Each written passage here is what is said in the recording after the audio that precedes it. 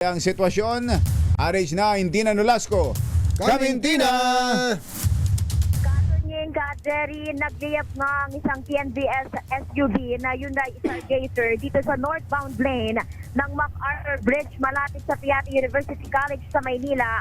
Pasado alas 4 ng madaling araw kanina.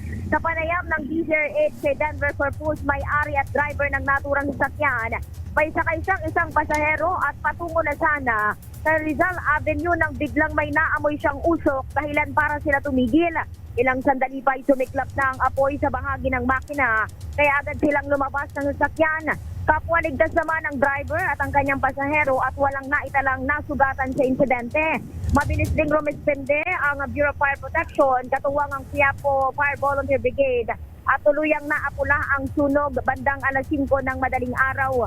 Halos itong natupok ang harapang bahagi ng SUV dahil nga sa lakas ng apoy. Ayon kay Corpus, residente ng Valenzuela City, alas 12 ng madaling araw lamang siya nagsimulang bumiyahe at nakaapat na pasahero pa lamang. Hindi rin niya malalayo o ang kanyang pasahero at malalapit lamang ang destinasyon. Pero kakapalit lamang ng kanyang makina at 3 taon pa lamang sa kanya ang sakyan at wala rin itong insurance. Mabilis na itong rumispende ang mga tauhan ng BFC, pero sa ngayon, Katunying Jerry, ay hindi pa natutuw ang sasakyan dito sa... Nasa tulay pa rin. Oo, nandito Nako. pa rin. At, Hindi ba lilikha ng traffic yan?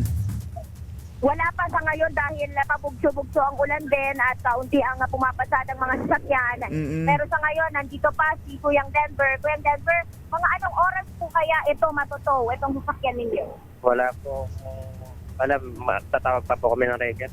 Oo. Sa ngayon, nagtatawag pa Katunying Jerry ng record. May pasahero siya nung mangyari yan? Yes, Nako, Jerry. laking takot siguro ng Oo pasahero, naman, no? oo. Oh, babae, lalaki? Oo. Kuya Denver, oo. Etong pasahero nyo kanina, ito ay lalaki, babae, papasok pa ng opisina? Hindi ko kapisado kung papa-opisina siya eh. Pero ito, babae, lalaki. Lalaki. Lalaki, oh. Oo. At kwento pa nga sa Matakot akin yun, kanina, Jerry, netong driver, ay naglakad na lang daw itong kanyang pasahero na papuntang bandang Rizal Avenue.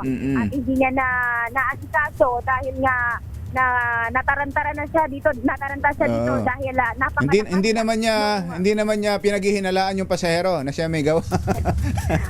Wala naman.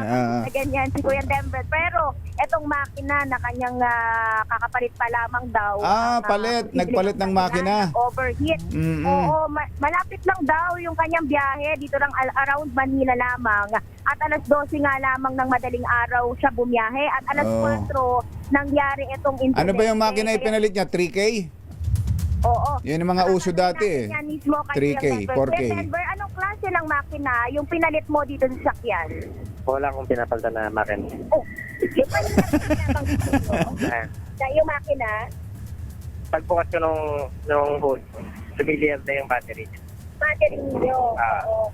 So, etong sakyan ninyo, ano pong dahilan ang tinutukoy nyo? Yung battery. Battery. Clarification, oo.